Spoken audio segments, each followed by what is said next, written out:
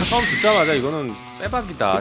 다행히 인정을 해서 아 내가 아니다 막 이렇게 했으면 진짜 재밌었을 뻔했는데 예. 제 개인 입장은 저는 예전부터 탄핵을 외쳤던 사람이고 네. 저는 지금 윤석열 대통령이 탄핵이 됐든 퇴진이 됐든 어떤 방식이 됐든 끝나야 된다라는 국민적 열망은 매우 높다고 봅니다. 대통령에 대한 국민 소환을 한다. 너무 못하면은 투표로 주민투표로 임기를 끝내는 거잖아요. 몇 프로 필요합니다. 대통령의 수준이 이렇게 낮을까? 굉장히 뭐 사기꾼 비슷한 사람이 있고 허풍쟁이라고 막 이렇게 몰아가고 있는데 그런 사람한테 어떻게 범죄의 자백을 얘기하고 있을까? 라는 거에 대해서 저는 되게 한심했어요. 네, 명태균 게이트 진상조사단 열심히 활동하고 계신 더불어민주당 김용민 의원님 모시고 요 사안 조금 더 깊이 파보도록 하겠습니다. 의원님 어서 오십시오. 네, 반갑습니다. 네, 반갑습니다. 자, 그리고 최윤경 기자께서 네. 또 같이 정리를 좀 해주시고요. 네, 안녕하십니까. 네, 이상민 크리에이터. 아, 그거 내 목소리 아니라니까. 그거 말이 많네요. 아, 진짜 그런 거에 받았다면서요. 예, 아는 기자분이 네. 아야, 기자분. 내 목소리 아니라면서 예, 아니냐면서 네. 제의를 받았습니다. 예. 절대 아니죠. 네, 아닙니다. 네, 워낙 또 성대모사를 잘해갖고 똑같으셔가지고. 네. 오해를 좀 실제로 저는 근데 그 음성 녹취 들을 때 네. 이상민인가 저도 생각은 했거든요. 저는 그대 네. 그거 당해서 말이 거기는 진짜 비슷했어요. 진짜 비슷해. 제 아는 목사님 연락이 왔습니다. 네. 너 국감에 끌려가는 거 아니냐고. 기도하겠다고. 자, 그러면 자 우리 김용민 의원과 함께 확인할 것도 좀 여러 개 있고요, 여쭤볼 것도 좀 여러 개 있는데 일단 어제 그 녹취는 제일 먼저 들으셨겠죠, 뭐 그죠? 당에서도 제일 먼저는 아니지만 상당히 이제 일찍 일찍 듣긴 들으셨고, 했죠. 네. 그리고 이 말고도 굉장히 많은 녹취를 들으셨고요. 네, 뭐 다는 아니지만 조금 들었습니다. 네. 아 조심스럽네. 그 내용 중에 굉장히 충격적인 것들도 많이 있었고요. 네네. 사실 뭐 어제 좀 중요한 것들이 상당히 공개됐고요. 네, 앞으로 저희가 또 추가로 공개를 이제 상황 봐서 하긴 할 건데요. 네, 맥락은 똑같습니다. 그 큰 맥락은 네, 김건희 여사와 윤석열 대통령이 공천에 개입했다. 네, 그리고 명태균의 여론조사를 받아본 대가를 지급하지 않고 사실상 공천에 개입한 것 아니냐. 네. 그리고 다른 지방선거나 여러 가지 공천에도 실질적인 개입 혹은 영향력을 미쳤다라는 그런 얘기들이 큰 주류를 흐르고 있습니다. 혹시 그 공천 관련된 얘기가 주로예요? 아니면 혹시 다른 뭐 인사라든지 뭐 이런 것도 있습니까? 저는 그게 좀 궁금하던데. 그 부분은 아직 뭐 명확하게 말씀드리긴 어려운데 이제 주로 공천이 현재까지는 좀 많이 제일 드러나 핵심이에요. 있다. 이렇게 좀 보시면 그 좋을 것 시점은 그 같습니다. 2022년 6월 이 재보선 때가 네. 거의 대부분인 거예요. 꼭 그렇진 않고 저도 다 들어보지를 못해서 네. 뭐 이렇게 뭐라고 명확히 말씀드리기는 어려운데 하여튼 그 뭐 지방선거도 있고 네. 그 전에 보궐선거도 있고 네, 그렇습니다. 딱 그 녹취를 듣고 나서 딱 두 글자가 생각이 났습니까? 무슨 핵이라든지. 네.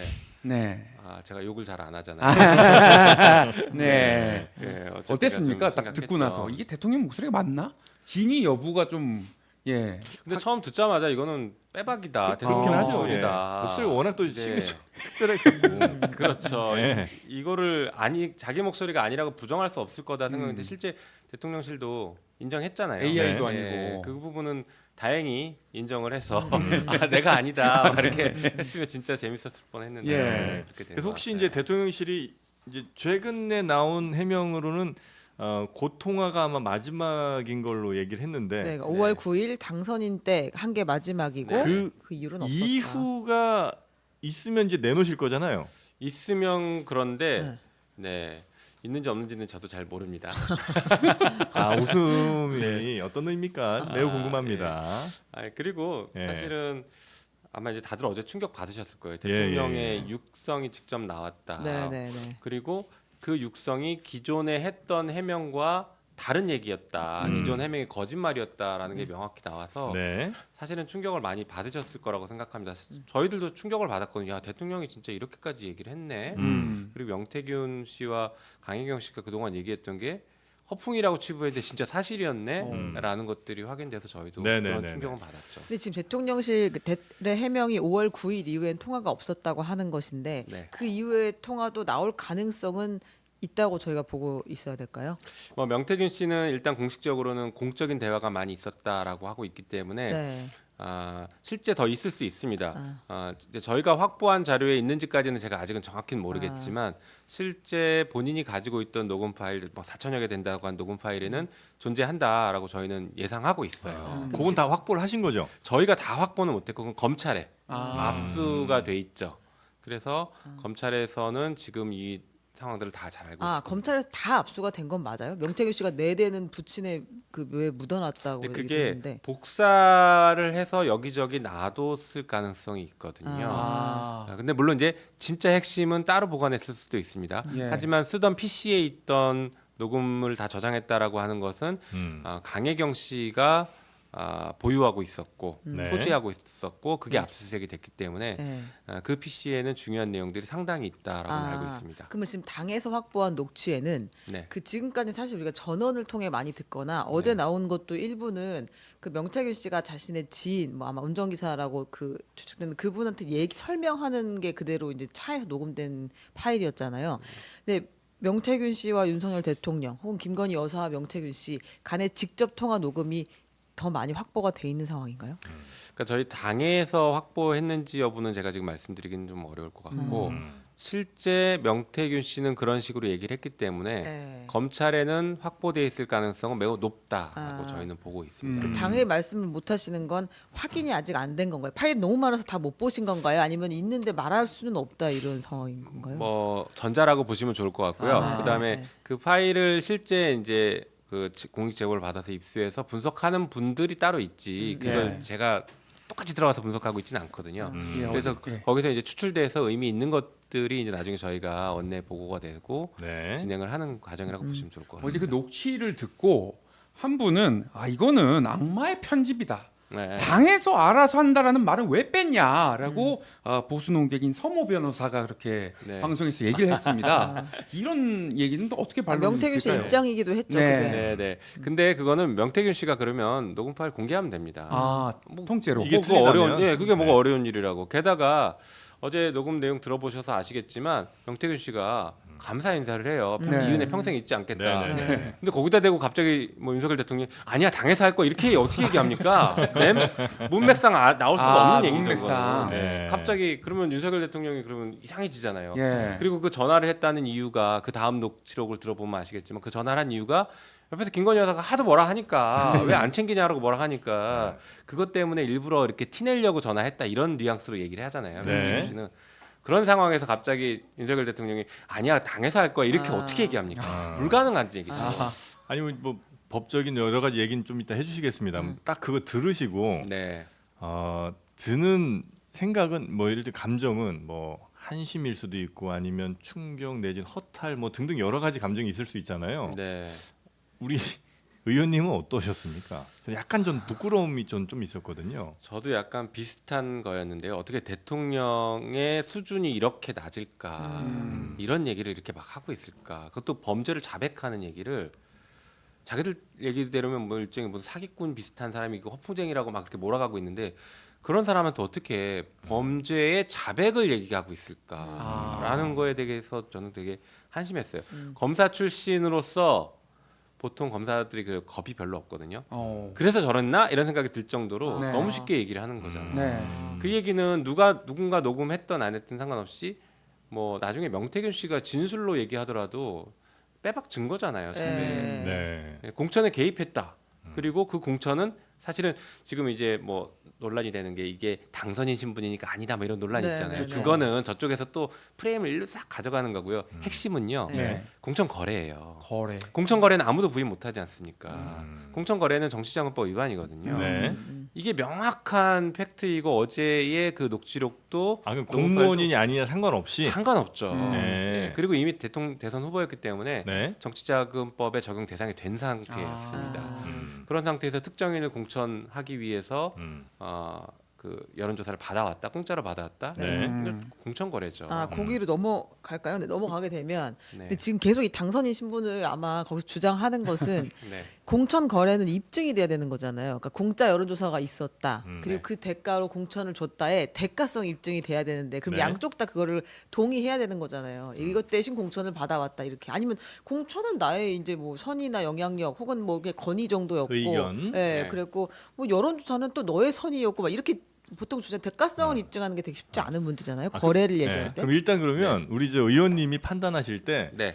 이제 여러 개가 있겠습니다만 윤석열 대통령 혹은 김건희 여사 이 부부 포함해서 네. 법적으로 문제가 될 수 있는 게 어떤 법 위반이 있는지 먼저 한번 좀 알려주시고요. 법조인 입장에서 네. 아, 이거 또 갑자기 어려워. 하지만 네. 가장 네. 중요하고 명백해 보이는 건 정치자금법. 정치자금법. 정치자금법도 지금 말씀하신 것 말고 두 가지 갈래가 있습니다. 예. 네. 하나는 그냥 여론조사를 공짜로 받은 것. 네. 이건 입증이 됐어요. 그 당에서 그 미래한국 그 전략에 그 한 번도 돈을 준 적이 없거든요. 공짜로 네, 받은 게 맞잖아요. 네. 이거는 공짜로 받았기 때문에 정치자금법 바로 위반입니다. 네. 그리고 공짜로 받은 게 사실은 대가성이어서 공천의 대가로 적용됐다라고 하면 또 정치자금법 위반이 될 수 있거든요. 이거는 말씀하신 것처럼 입증의 여지가 조금 더 남아 있지만 네. 자백들이 있기 때문에 충분히 가능하다고 봅니다. 네. 이 정치자금법 위반이 있고 그다음에 지금 논의되는 게 공직선거법상 경선 개입한 것 아니냐라는 게 중요한 쟁점이죠. 여기는 당선인 신분이 공무원이냐 아니냐의 논란이 있는데 저는 가능하다라고 보고 있고 우리 당 네. 법률위원회도 적용 가능하다라고 보고 있습니다. 왜냐하면 그 첫 번째가 제일 쉽게 이해하실 수 있는 게 범죄 기수 시기가 언제인가를 보는 겁니다. 네, 범죄 범죄가- 기수 시기라는 것은 결국에는 이 사람이 공천 받은 시점이라고 봐야 될 건데 네. 공천을 대통령일 때 받았어요. 네. 음. 범죄가 실현됐었던 시점이 그렇죠. 언제냐는 그러니까 거죠. 범죄는 대통령일 때 이미 그때 완성됐기 때문에 대통령이 선거 개입해서 공천 개입해서 공천을 받은 거니까 대통령직일 때가 된 거죠. 네네. 이게 지금 가장 중요한 논거이고요. 네. 또 하나는 이게 대통령직, 그러니까 인수위 당시였잖아요. 대통령 그 당선자, 그러니까 대통령직 인수에 관한 법률에 보면은 네. 대통령 당선인의 신분에 대해서 자세하게 규정을 해놓고 있는데 당선인의 지위. 그렇죠. 네. 거기에 대해서는 보면 그 정부로부터 보고를 받을 수 있고 예. 공무원을 임명할 수도 있고 예. 한 이런 다양한 권한들이 있고 지원도 받고 있거든요. 예. 사실상 대통령에 준하는 지위를 갖고 있어요. 네. 그렇다라고 하면 준 공무원으로서 충분히 해석할 수 있다라고 볼 수 있습니다. 그래서 적용 가능하다라고 보고 있고요. 또 하나는 연속성이 되게 중요한 얘기인데요. 바로 전날 지금 이 녹음이 나왔잖아요. 네. 전날 영향력을 행사한 녹음이 나왔고 그 다음 날 공천을 받았기 때문에 이 영향력 행사는 연속되고 있다, 지속되고 있다. 그러니까 대통령이 됐을 때에도 영향력을 지속적으로 행사했기 때문에 적용 가능하다 이렇게 보고 있습니다. 그래서 공직선거법 위반이랑 정치자금법 정치자금법 위반. 네, 이런 것들이 중요하게 되죠. 두 개가 이제 가장 큰 예. 네, 근데 그거 말고도 하나만 이제 뭐 더- 업무방해죄도 저희가 이제 검토해서 업무방해죄요? 네, 이게 당의 공천, 공관위의 네, 당의 업무를 공천을 방해했다. 방해했다라고 볼 수 있죠. 하나만 더 여쭤볼게요. 대통령이 그냥 얘기를 했을 수 있잖아요. 당 공관위에다가 네. 혹은 뭐 거기에 영향력을 행사하는 사람한테. 네. 근데 반대로 또 공천 때 진짜 많은 영향력들이 동시에 행사가 되니까 대통령이 전화하기 전에 결정이 됐다거나 아니면 전화하고 나서 다른 압력들이 더 들어와서 후에 결정이 됐다거나 만약에 이게 네. 하게 된다면 그 하루 때 어떤 보고가 있었고 의사결정이 있었는지 아마 법적으로 매우 치열하게 따지게 될 것 같은데 이게 중요한 건 아니지만 지금 네.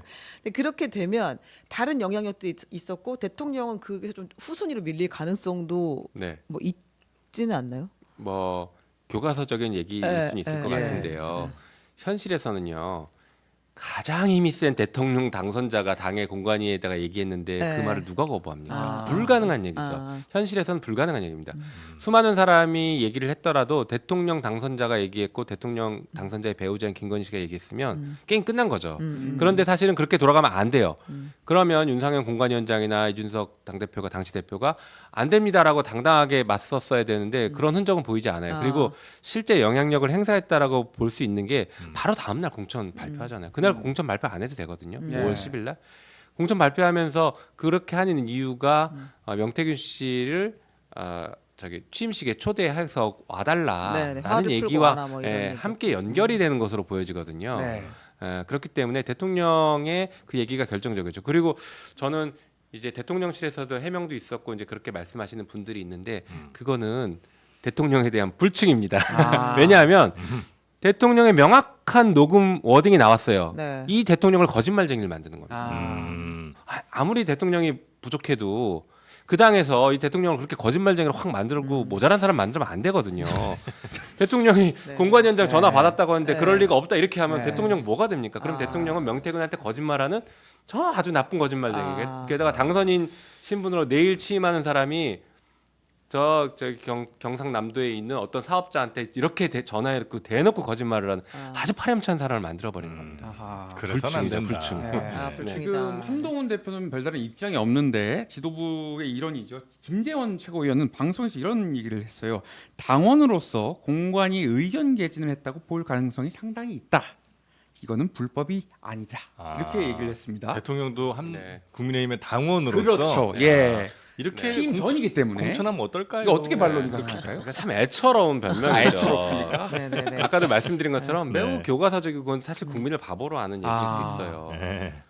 그 제가 우리 민주당의 누구 공천과 관련해서 얘기하는 거랑 예. 우리 당이 뭐 대통령 당선자가 많이 있다 치면 당선자가 얘기하는 거랑 국회의원이 얘기하고 당선자가 얘기하는 거랑 누구 말을 듣겠습니까? 당연히 그러겠지. 물론 우리 당은 그렇지 않습니다만 네. 시스템 공천을 하기 때문에. 예. 그런데 그런 것들이 먹히고 있는 당의 모습을 보여줬잖아요. 지금 네. 국민의힘은 그런 상태에서 대통령이 얘기하는 거를 누가 감히 당원의 한 명이 얘기하는 걸로 받아들입니까? 그거는 불가능한 얘기죠. 정말 애처로운 변명입니다. 혹시 그 만약에 대통령이 영향력을 행사해서 공천을 개입했어요. 만약에 그럼 원래 이제 공천을 관리하고 투명하게 해야 될 당시 당 대표와 공관위원장 같은 사람도 혹시 법적으로 문제될 수 있습니까? 아니면 이들은 뭐 그렇게까지 볼 수는 없나요? 공범이 될 가능성이 있거나 아니면 예를 들면 뭐 직권남용이나 업무방해 같은 것들이 되면 그 피해자가 될 피해자가. 가능성이 피해자? 있죠. 예. 그런데 그거는 네. 진짜 피해자성이 있어야 되는데 네. 제가 볼 때에는 피해자성보다는 그냥 이 지시를 대통령의 이용한. 워낙 그 막강한 힘에 동조한 것 아닐까 싶어요. 당이 전폭적으로 동조했죠. 아니 지금처럼 이 수많은 얘기가 나오고 있는데도 네. 수많은 의혹들이 매일 터져 나오고 있는데도 저쪽 당은 여전히 대통령을 옹호하고 있지 않습니까? 이런 상황에서 대통령이 야, 이 사람 공천했으면 좋겠다라고 하면 그 말을 누가 거부합니까? 당 대표여도 거부하기 힘들었을 거라고. 그럼 부당한 명령을 거부하지 못한 정도는 뭐 될 수 있다. 혹은 이제 그런 거에 동조한 사람 정도는 될 수 있다. 네, 이들에게 네. 법적 책임까지 가긴 조금 쉽지는 않겠군요. 네, 근데 경우에 따라서는 네. 이 상황을 다 인지하면서도 넘어갔다라고 하면 이제 공범이 될 가능성은 있긴 있어요. 적극적으로 공직선거법에 뭔가를 했다면 공직선거법의 공범 혹은 방조범 이런 것들이 가능할 수는 있죠. 그 하나만 법률 네. 정부 하나만 더 여쭤볼게요. 그 녹취를 계속 제가 변호사로 나온 느낌. 아니 이거 답을 시원하게 해준 사람은 없어. 예. 근데 녹취를 민주당이 그때 공개하기 전까지 매우 많이 고민했던 것은 이게 지금 당사자 간 통화가 아니라 제3자가 녹음한 거를 공개하기 때문에 굉장히 법적 검토를 많이 했다고 했었잖아요. 통신비밀보호법에 이게 위반이 될 수도 있고 그럼 이걸 제공한 제보자가 피해를 받을 수 있으니까 근데 이거는 좀 법적 검토가 끝난 상황인 건가요? 저는 법률위에서 법률 검토를 끝냈다 문제 없다라고 보고를 받았고요. 네. 그리고 저도 이제 따로 이제 판례를 좀 확인해 봤는데 이 경우에는 문제가 없습니다. 대법원 판례에 의하면 이런 게 있어요. 당사자 간의 녹음된 대화 녹음은 합법입니다. 네네네. 그렇게 녹음된 것을 제3자에게 들려주는 것 네. 이거는 합법이다라는 거예요. 그러니까 쉽게 생각하면 이겁니다. 누군가가 녹음 파일을 언론사에 제보했어요. 네. 그럼 언론사가 그거 틀면 위법이라고 하면 언론사 다 통비법 위반이죠. 이미 녹음된 것을 들려주는 것은 네.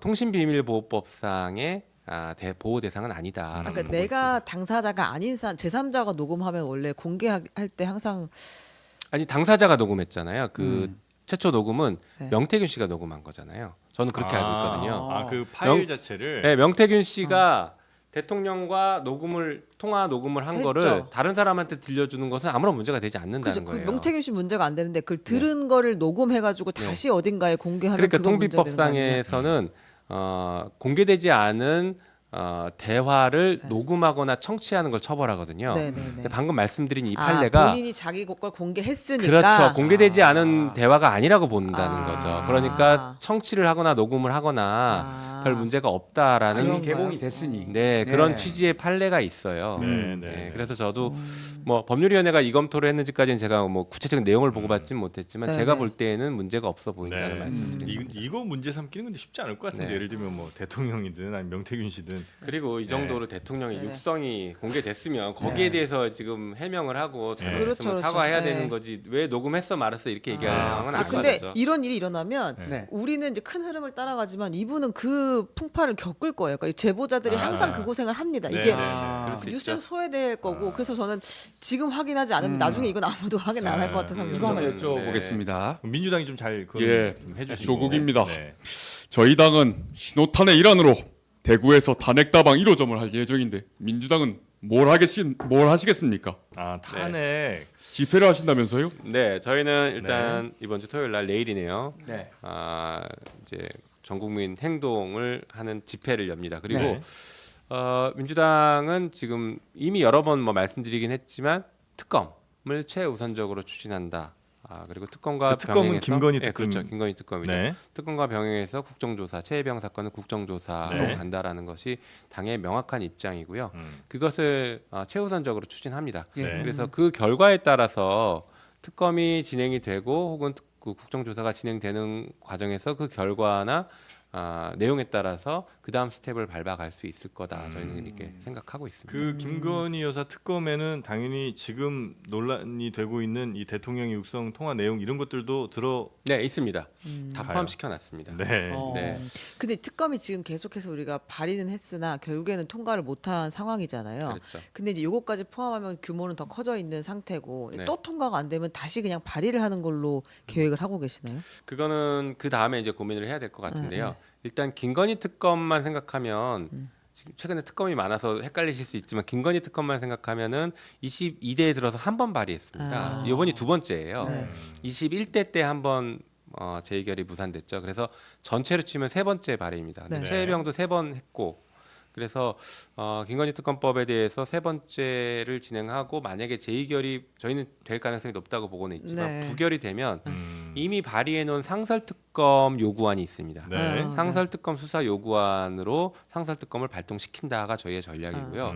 그 이후에 새로 법을 발의할지 아니면 김건희 특검 이 사안도 국정조사로 갈지 이건 네. 아직은 의사결정을 하지 않은 단계입니다. 근데 전에 아마 저희 방송에 오셔서도 탄핵 내지는 뭐 하야 이런 얘기를 조금 네. 자주 하셨던 것 아니, 같은데. 그때는 거의 없어야죠. 저는 뭐 기승전 어디에서나 탄핵 하고 느낌이었어요. 그때는. 근데 오히려 그때보다 약간 후퇴하신 것 같습니다. 이제 저는 이제 당의 입장을 말씀드렸고요. 네. 제 개인 입장은 저는 예전부터 탄핵을 외쳤던 사람이고 네. 아마 제일 먼저 외쳤을걸요. 그러니까, 네. 네. 국회의원 중에서 거리에서 집회에서 탄핵해야 된다라고 제일 먼저 말씀을 드렸고요. 압수하실 때도 그만하시라고 그러고. 예, 그랬죠.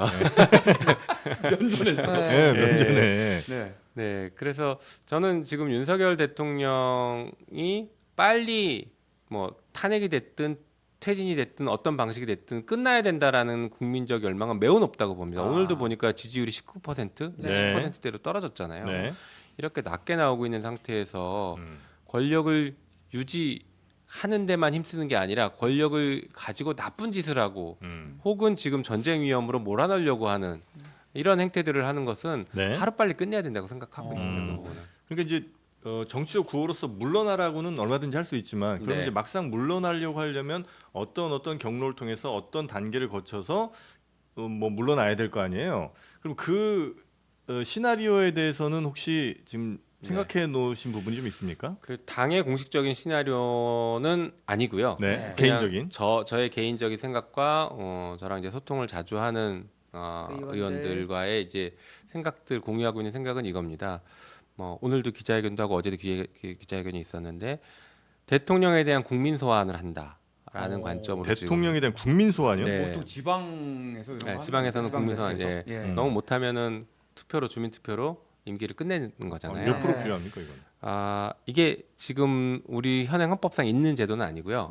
어떤 방식이냐면 대통령의 임기를 2년 단축시키는 헌법 개정을 하면 됩니다. 개헌이요? 네, 개헌입니다. 헌법을 개정해서 대통령의 임기를 2년 단축시키면 내년 5월이면 대통령의 임기가 끝나는 근데 것이죠. 그거는 현직 대통령은 안 될 거 아니에요? 아닙니다. 가능합니다. 우리 그 헌법에 예. 대통령 임기 조항을 개정하면 현직 대통령한테 적용되지 않는다라는 규정 때문에 네. 헷갈려 하시는 분들이 사실 있으신데 예. 문구를 잘 보면요. 임기를 연장하거나 예. 중임을 변경하는 것만 적용되지 않습니다. 거꾸로 임기를 단축시키는 건 적용이 가능합니다.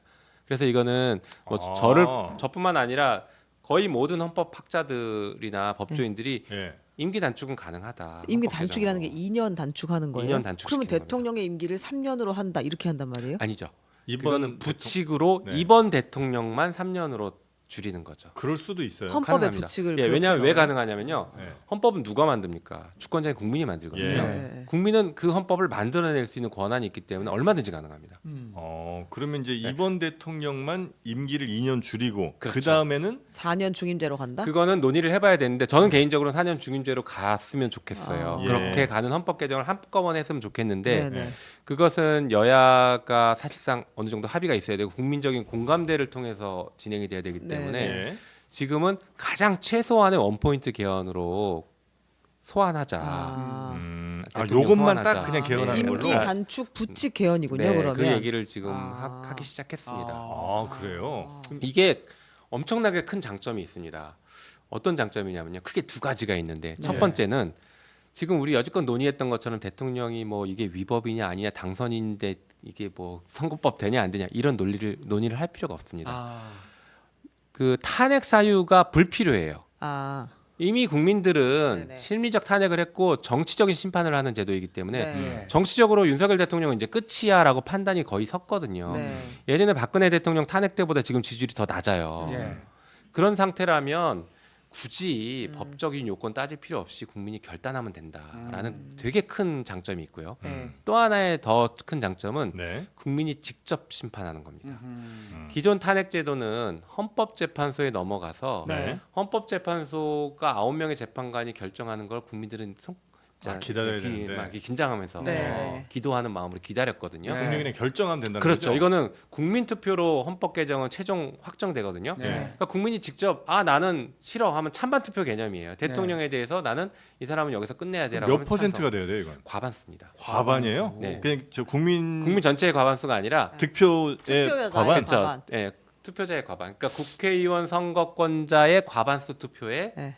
과반수 찬성이면 돼요. 근데 그거는 아니 근데 잠깐 그 전에 네. 근데 이 개헌안을 올리려면 국회의원 3분의 2가 이거는 뭐 정족의 3분의 2잖아요. 그러니까 200명 이상이 일단 동의를 해야 이거 자체가 그렇죠. 국민 투표로 넘어가는 걸 맞습니다. 거 아니에요? 아주 중요한 지적을 네. 해주셨습니다. 그 당연히 국회의 문턱을 먼저 넘어야 되는데요. 탄핵도 똑같이 3분의 2예요. 네, 그렇죠. 그러니까 탄핵을 처리를 하는지 헌법 개정을 하는지 그 정족수는 절차는 똑같습니다. 같다. 다만 여당 입장에서도 받아들일 때 저는 탄핵보다는 헌법 개정이 훨씬 받아들이기 쉽다라고 봅니다. 심리적 장벽이 좀 덜하다는 당연하죠. 거예요. 연속 2번 탄핵당한 당은 잘못하면 사라질 수 있어요. 저쪽 당 입장을 네, 생각하면 네. 그렇기 때문에 차라리 회생 가능성이라도 있게 우리가 국민의 뜻을 받들어서 그냥 자체적으로 내려놓는다. 예, 안정적으로 질서 있게 마무리하겠습니다라고 할 가능성이 저는 네. 있다고 봅니다. 아. 여야 합의 네. 가능성이 있습니다. 근데 이게 저는 이제 딱 듣고는 조금 위험할 수도 있지 않나 생각하는 거는 예를 들어 이제 다음에 또 어떤 정권이 들어섰는데 뭐 당연히 이제 현직 대통령에 대해서는 뭐 욕하는 사람도 많고 뭐 비판적 의견이 많을 거 아니에요. 그렇죠. 그럴 때 야당이 예를 들어 다수를 차지하고 있으면 이번에 대통령 된 지 한 1년 반쯤 됐는데 국민적인 저 지지가 한 30%도 채 안 나오는 것 같아. 자, 그러면 임기 단축 이제 대통령 임기를 한 3년 줄여버리고 2년으로 끝내자. 이번 대통령이 한해서라고 이제 만약에 다음에 또 어떤 정치 세력들이 이렇게 요구를 해갖고 또 만약에 국민 투표했는데 당연히 국민 투표하면 현직 대통령에 대한 인기가 좀 없으면 절반은 나올 수도 있잖아요. 그렇게 반복되는 건 대단히 이건 좀 우리 정부의 좀 안정성을 해치는 건 아니겠습니까? 굉장히 중요한 지적이신 것 그렇죠. 같고요. 예. 저는 사실은 진짜 국민을 믿고 가야 된다고 보고 예. 생각보다 훨씬 우리 생각하는 것보다 훨씬 국민들이 현명하시거든요. 예.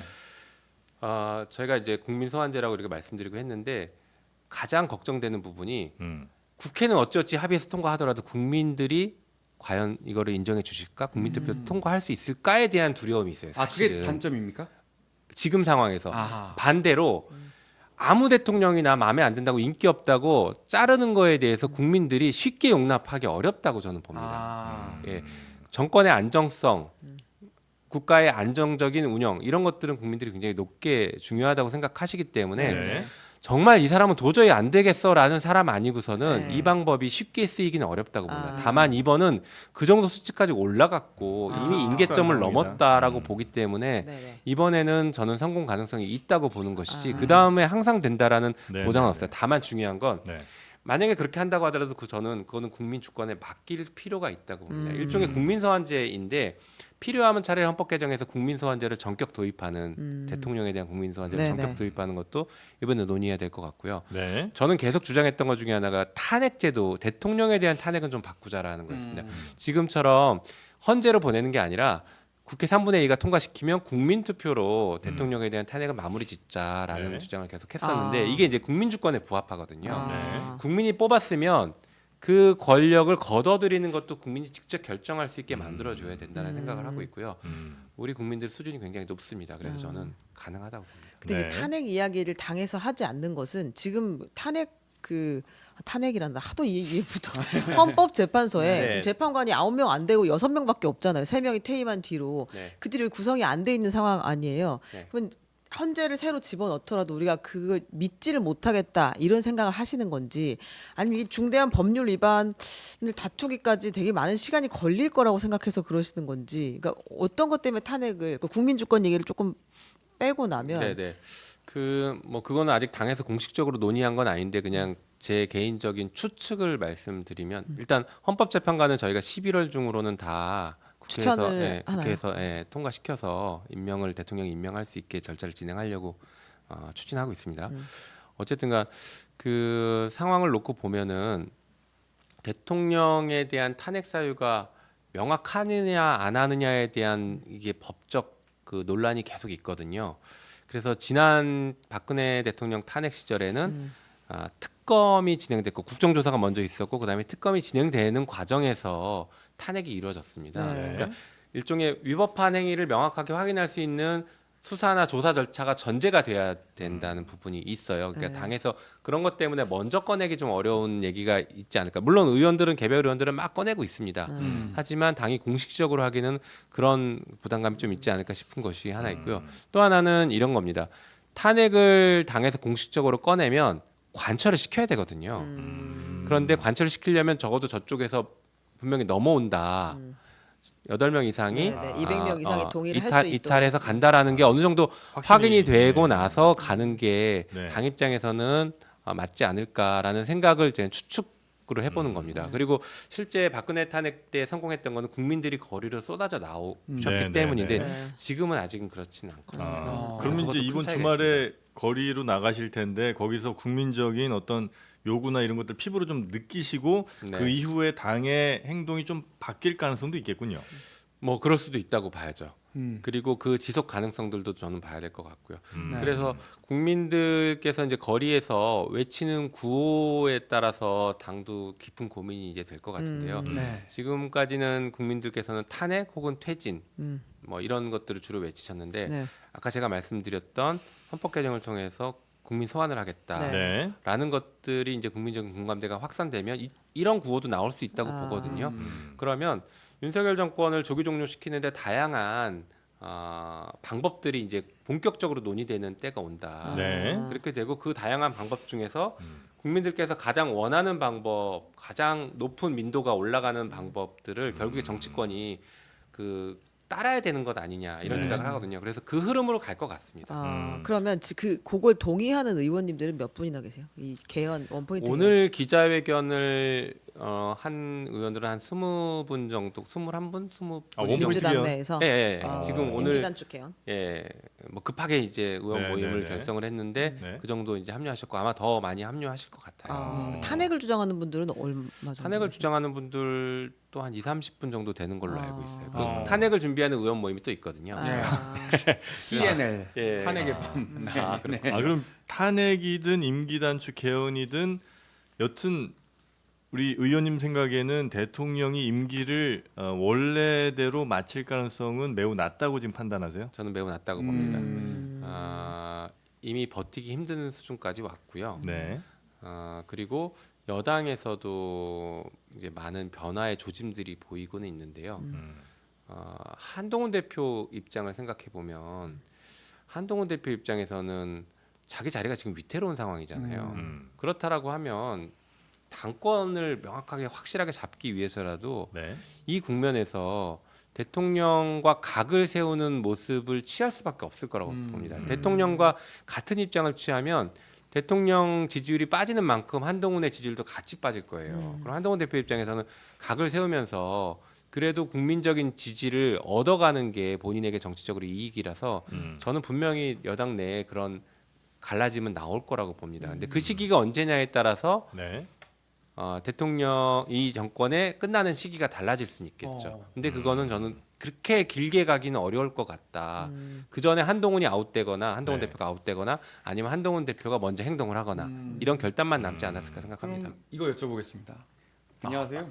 저희 만날 수는 있나요? 저희 언제 만날 거라고 보십니까? 이런 생각하실 때. 그러게요. 갑자기 저는 되게 평화로워 뭐- 보이네요. 네, 얘기하니까. 오늘 당장이라도 만나야 된다고 생각하고요. 그렇습니까? 네, 사실 이재명 대표는 어제, 그러니까 그저께에도 아마 최고위에서 공개 발언했습니다. 빨리 만나자, 하루라도 빨리 만나자라고 계속 얘기를 하고 있고 공개적으로 말씀하시고 있고 다양한 의제들, 논의하고 싶은 의제들도 이미 당내에서는 상당히 많이 정리가 돼 있습니다. 예. 그래서 한동훈 대표가 이제 더 피할 필요 없이 피하는 건지 아니면 어떤 건지 정확히 모르겠지만 예. 지금 봐서는 피하는 느낌 같아요. 우리가 이렇게 공개적으로 얘기하는데도 답이 없는 거 보면 네. 하루 빨리 만나서 이 꽉 막힌 교착 상태인 전국을 좀 풀어내자. 이거는 여야가 교착 상태인 게 아니라 국회와 시민사회와 대통령과의 교착 상태이거든요. 네. 이 교착 상태를 풀어내는 지혜를 좀 모아야 될 때라고 생각합니다.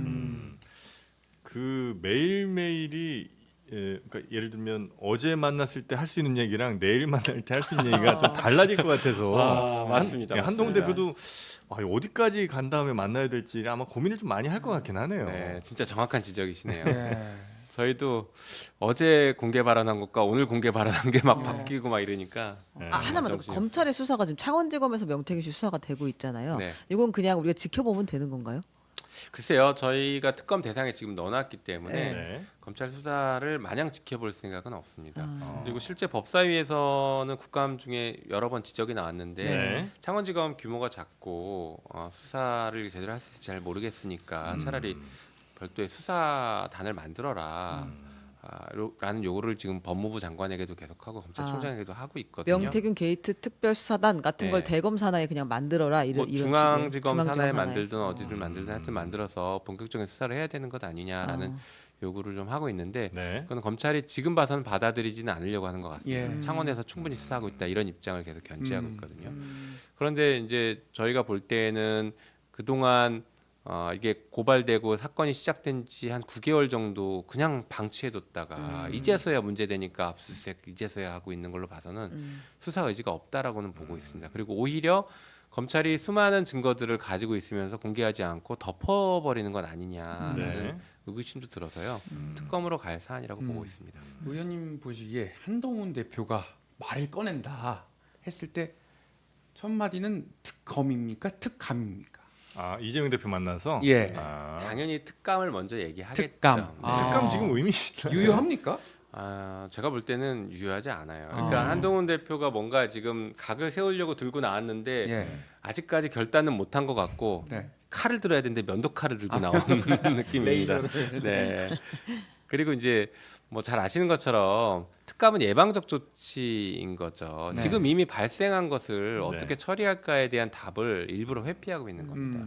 그리고 실제 뭐라고 얘기를 한다고 하더라도 저희도 선뜻 신뢰하기 어려운 게 최혜병 사건 특검법에서도 제3자 추천안 하면 하겠다 혹은 발의하겠다는 식으로까지 얘기했는데 저희가 제3자 추천으로 법을 바꿨는데도 불구하고 뭐 부결시켜 버렸지 않습니까? 네. 그러니까 어디까지 신뢰할 수 있을지는 좀 더 봐야 될 것 같습니다. 근데 이제 제가 그냥 개인적으로 우리 의원님 전에 뵀을 때랑 오늘 이제 비교를 좀 해보면 네. 전부 다 훨씬 여유로워지셨다는 느낌이 좀 약간 들거든요. 중진 느낌 아니에요? 그렇습니까? 그 전에는 투쟁의 선봉장 느낌. 그래서 나는 이게 뭐 이게 의원 생활 오래 하셔서 그런지 아니면 지금 뭔가를 많이 갖고 갖고 있어서. 있으면 사람이 좀 여유로워지잖아요. 네. 그래서 뭔가를 좀 크게 좀 갖고 계신가 하는 생각이 좀 드는데 제 생각이 맞습니까? 일단 요즘에 잠이 부족해서요. 아. 제가 좀 멍합니다. 약간 그 녹취 재벌 느낌입니다. 녹취 재벌. 근데 저는 사실 네. 그 언론의 관점에서 볼 때는 이제 어떤 녹취가 있고 어떤 게 더 추가 폭로가 이어질지에 이제 관심이 많이 가져가실 수 있겠지만 네. 이 사안을 해결해야 되는 책임을 갖고 있는 정치인 입장에서는 저는 이미 나올 만큼 나왔다고 봅니다. 저는 개인적으로. 그러니까 더 나오더라도 이 심각성이 확 더 늘어나거나 하지는 않고 뭐 조금 더 추가되는 정도라고 보거든요. 그러면 지금은 이 사태를 어떻게 안정적이고 질서 있게 수습할 거냐. 네. 게다가 윤석열 대통령에 대해서 그리고 그 일가가 잘못한 것에 대해서 면책하지 않는 상태. 면책 불허인 상태로 이 사건을 마무리 짓느냐에 저는 지금 초점을 맞추고 관심이 이쪽으로 많이 가 있다 보니까 네. 아무래도 이제 바라보는 관점이 조금 더 긴 호흡으로 가게 된 거고. 정말 마지막으로 네.